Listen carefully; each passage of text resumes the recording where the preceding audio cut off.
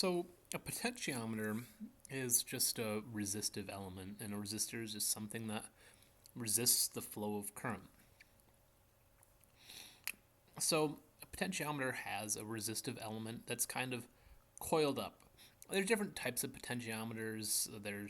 But the most common are these kind of circular potentiometers. So this is going to be my resistive element, and I'm going to kind of draw like a C here. I'm not super good at scribbling a continuous circle, but we'll. Okay, so we're going to say, for our purposes, that this resistive element goes almost all the way around 359.99999. Let's just say that. And inside of here is something called a wiper. And that wiper has a contact hooked to it. Same with these 3 points here. They all have contacts on them. Or just, wires that you can connect to. And so what happens is this wiper is tied to some sort of shaft, and as you rotate the shaft, the wiper moves, and it changes where this is connected on this long resistive piece. And so as you rotate it, the resistance between this point here and this point changes, and same with this one. So as this resistance increases, meaning it has more resistance, this one is going to decrease, and vice versa. So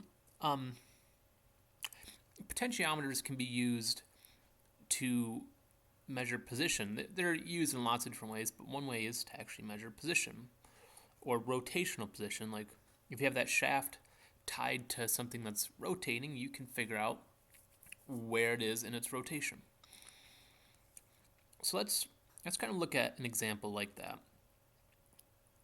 Let's say that we have this tied to 4 volts.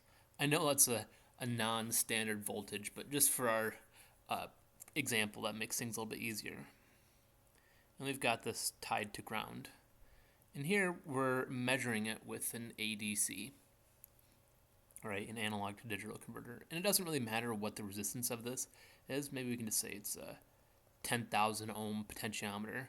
So that means if you find the resistance across here and here, it's going to be 10,000 ohms. And then the resistance between this 4 volt and M, excuse me, that is going to be some fraction of 10,000 ohms. And the other resistance between M and ground is going to be 10,000 ohms minus what this resistance is.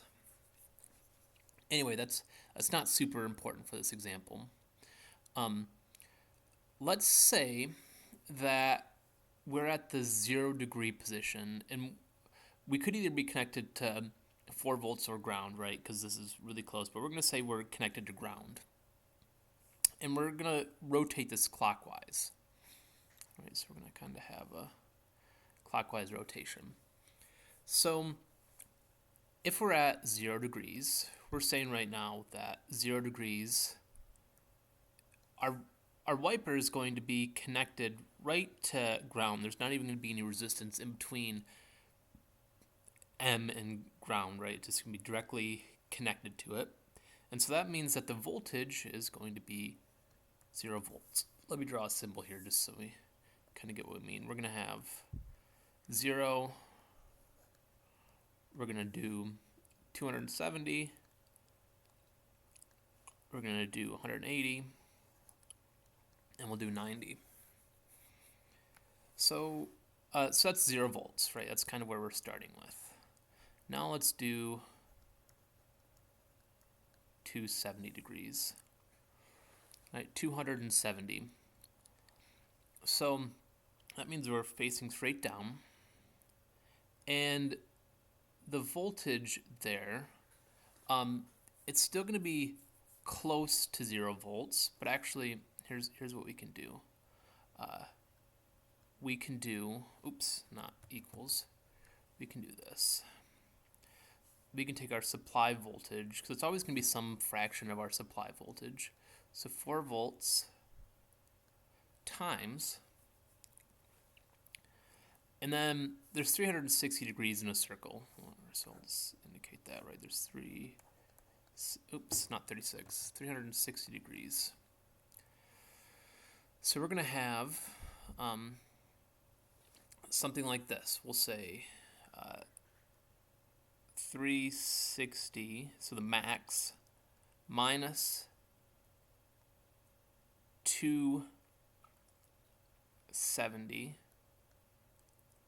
over 360. So you want to figure out kind of the inverse ratio of the degrees, or the total, the distance that we've traveled over the total distance, right? So we've really rotated 90 degrees from this point, but that's the way we're saying it here.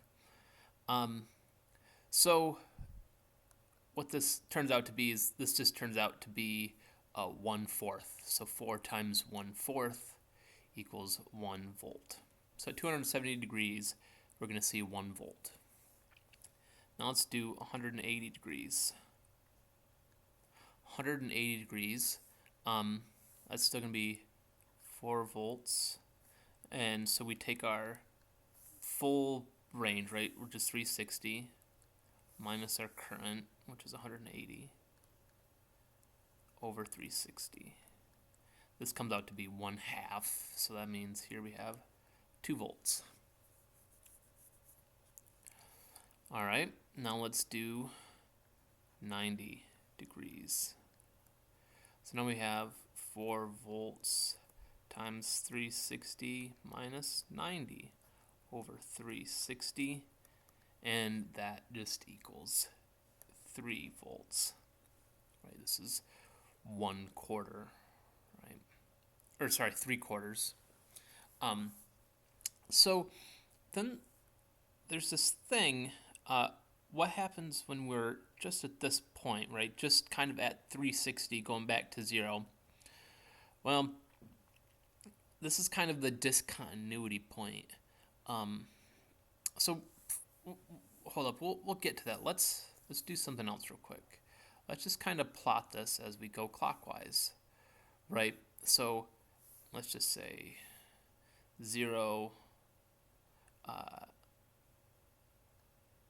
270, 180 degrees, 90, and then to 0, and then 90, just to kind of start seeing the trend here. So we start off at 0 right here, then 270 is 1 volt, 180 is 2 volts, 90 is 3 volts, then 0, we're saying we're going back to 0, right? So it's going to kind of be like this. But the thing is, 360, we know it's actually 4 volts. So right by 0, we've kind of got this. So really, we've got this linear relationship, right? That's going to, oops, that was not very linear, right? Let's see if we can do it. Oh,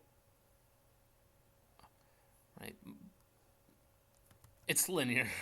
I promise it's linear.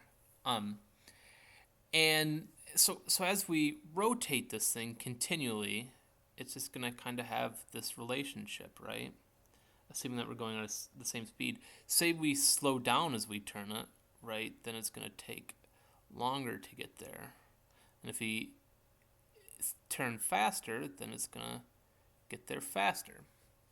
But yeah, this discontinuity point, it's actually something that you could, in theory, use to indicate that you've gone 1 full rotation. So 1 rotation, 2 rotation, 3 rotation, 4 rotation, 5 rotations. That could kind of be an easy thing to detect that discontinuity point. But yeah, and another quick note is potentiometers. The most common ones you'll find, they probably won't even be 360, and they can't go multiple rotations. They can only go 1. So the one that we're looking at in this example would be called a continuous rotation potentiometer, meaning that it can continually just rotate and rotate and rotate.